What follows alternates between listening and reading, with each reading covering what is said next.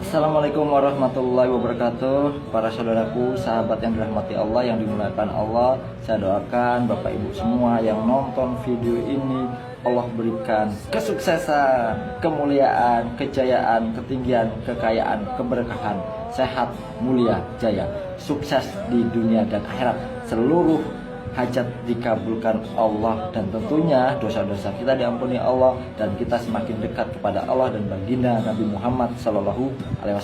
Jangan lupa perbanyak sholawat kepada baginda Nabi Muhammad SAW. Kenapa? Karena orang yang banyak sholawatnya, segala dosanya diampuni Allah dan segala hajat dikabulkan Allah. Itu janji baginda Nabi Muhammad SAW.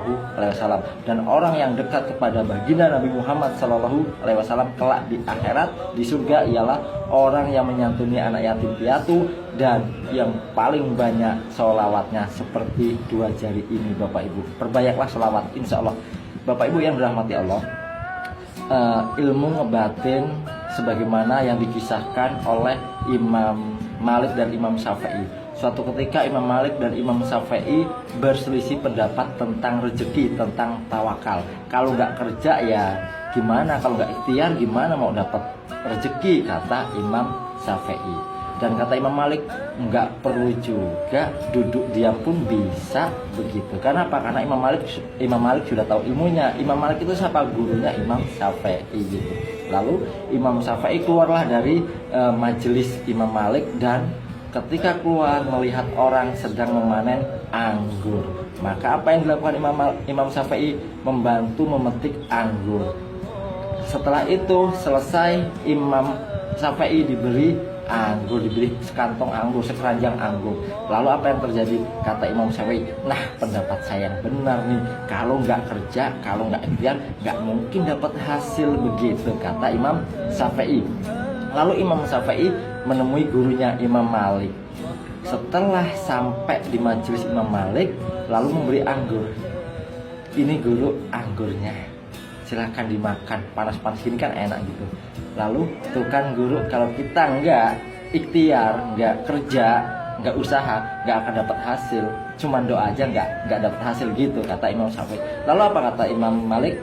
Bukankah sudah kukatakan dari tadi, wahai Imam Syafi'i, nggak perlu kerja, nggak perlu ikhtiar, nggak perlu usaha pun bisa, ada ilmunya.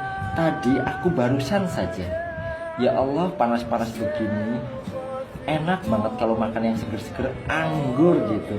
Kamu langsung tiba-tiba datang bawaan anggur, duduk diam, rezeki datang. Apa yang terjadi? Maka Imam Syafi'i dan Imam Malik tertawa, tersenyum. Dua-duanya benar, Bapak Ibu, dua-duanya benar. Imam Malik menggunakan ilmu kuantum. Imam Syafi'i menggunakan ilmu realita. Ilmu realita ialah hukum sebab akibat. Kalau kerja ya dapat hasil, kalau nggak kerja nggak dapat hasil. Tetapi ilmu kuantum ialah kekuatan energi yang ada dalam tubuh kita, Bapak Ibu. Jadi ketika kita menggunakan kekuatan energi, apa itu energi? Energi itu ialah doa, kekuatan doa. Ustadz, kalau doa tanpa usaha, lah ini buktinya Imam Malik dan Imam Syafi'i sudah membuktikan bahwasanya ketika kita menggunakan kekuatan Allah, apa yang harus kita lakukan, Bapak Ibu?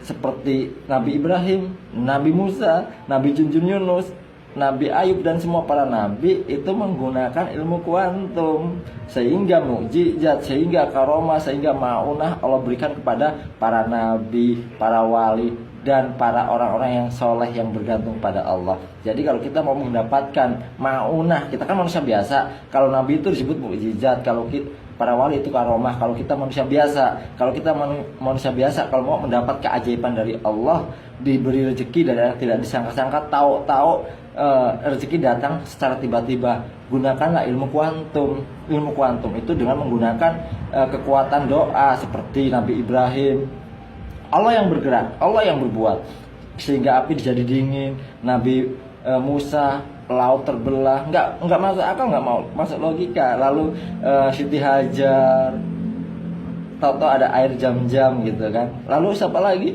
Banyak. Nabi Junjun Yunus itu nggak mungkin, Bapak Ibu, udah titik nadir. Nabi Junjun Yunus itu sudah titik nadir dalam perut ikan. tiga kegelapan, kegelapan perut ikan, kegelapan malam, kegelapan samudra. Lalu Nabi Junjun Yunus menggunakan kekuatan Allah, biar Allah yang datangkan itu, biar Allah yang nolong dengan caranya. Apa yang dilakukan Nabi Junjun Yunus? La ilaha illa anta subhanaka inni kuntu minadz dzalimin. Bertawakal lalu yakin kepada Allah, dan apa? Allah tolong Nabi Ibrahim, Nabi Musa. Lalu banyak orang-orang yang sekarang ini ketika dia tawakal kepada Allah, ya Allah, aku nggak bisa apa-apa, aku nggak tahu apa-apa, aku nggak punya apa-apa, semua milikmu ya Rabb.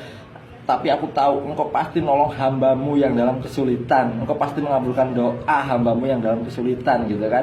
Lalu bertawakal dengan apa? Dengan sholat hajat, dengan sedekah, dengan sholawat. Saya pun begitu Bapak Ibu, ketika titik nadir udah mentok, nggak mungkin, kayaknya nggak mungkin kalau menggunakan kekuatan saya ini, nggak mungkin akan bisa terjadi. Kekuatan Allah yang saya gunakan, lalu apa yang saya lakukan? Saya sholat hajat, saya bertobat kepada Allah, dan saya bersolawat kepada baginda Nabi Muhammad SAW untuk Rasulullah. Ya Allah, solawat ini Allah, jika yang aku lakukan semata-mata mengharap ridhomu ya Rabb, sedekah ini semata-mata mengharap ridhomu ya Rabb, maka tolonglah aku, selamatkanlah aku ya Rabb, gitu. Ampunilah aku, tolonglah aku. Udah gitu aja. Solawat, sallallahu ala Muhammad, sallallahu ala Muhammad. Siang malam solawat, siang malam bertobat, siang malam udah datang kepada Allah. Karena hanya Allah yang bisa Bapak Ibu. Gak ada yang bisa memberi apa yang Allah tahan, dan gak ada yang bisa menahan apa yang Allah beri. Allah kuncinya, gak ada yang lain. Tujulah Allah dengan sungguh-sungguh, dengan berserah diri, dengan sesungguh-sungguhnya. Ya Allah, tolong ampuni aku, tolong aku. Apa yang terjadi? Maka Allah akan beri rezeki dari arah yang tidak disangka-sangka. Allah akan datangkan itu rezeki dengan caranya masuk akal. Jangan gunakan akal logika kita, karena akal logika kita nggak nyampe. Tetapi ilmu Allah tak terbatas. Allah punya sejuta cara untuk mendatangkan rezeki kepada kita, tetapi kita nggak punya cara, nggak tahu caranya. Lebih hebat, lebih dahsyat ketika kita, ya Allah, aku nggak bisa apa-apa, aku nggak tahu apa-apa, aku nggak punya apa-apa ya Rob. Tanpamu aku nggak bisa apa-apa. Semakin kita mengatakan aku nggak tahu apa-apa, aku nggak bisa apa-apa, aku nggak punya apa-apa ya Rob, tolonglah aku, ampunilah aku, dan tolonglah aku, maka disitulah Allah akan memberi, dan Allah akan bertindak dengan caranya. Apalagi mengucap la haula wala quwata illa billah, tidak ada daya dan upaya tanpa seizin-Mu ya Rob, ya udah, Allah akan bertindak, dan Allah akan mendatangkan rezeki dari arah yang tidak disangka-sangka. Semangat Bapak Ibu untuk menggapai impian Bapak Ibu. Jangan pernah berputus asa dari rahmat Allah. Sebesar apapun dosa kita, Allah pasti ampuni. Sebesar apapun masalah kita, Allah pasti akan selesaikan. Allah punya jalan keluarnya.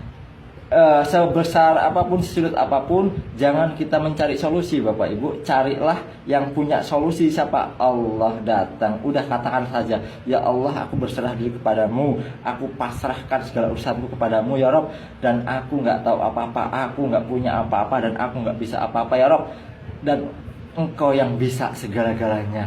Aku adalah makhlukmu, Engkau adalah Tuhanku. Tolonglah aku ya Rob dengan caramu. Cukupilah keperluanku ya Rob dengan caramu. Maka disitulah Allah senang, dan Allah pasti akan memberi. Insya Allah semangat untuk menggapai ridha Allah, menggapai hajat Bapak Ibu, impian Bapak Ibu. Dan yakinlah, sebaik-baiknya permintaan kepada Allah, seburuk-buruknya permintaan kepada makhluk. Semakin kita meminta kepada Allah, semakin berharap kepada Allah, Allah senang. Dan saya pastikan ketika Bapak Ibu bergantung, berharap hanya kepada Allah, gak akan pernah kecewa. Tetapi jika berharap, bergantung kepada makhluk Allah, siap-siap aja akan kecewa. Semangat!